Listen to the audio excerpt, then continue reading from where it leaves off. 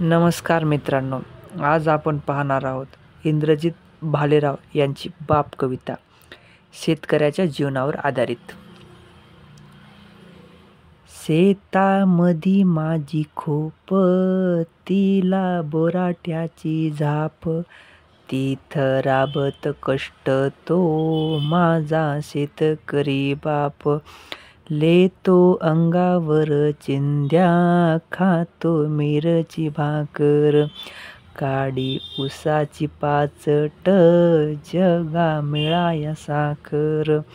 काटा त्याच्याच कापाई, त्यानं काय केले पाप.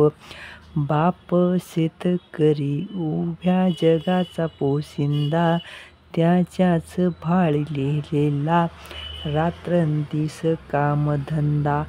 कष्ट सारे त्याच्या हाती, दुसऱ्याच्या हाती माप.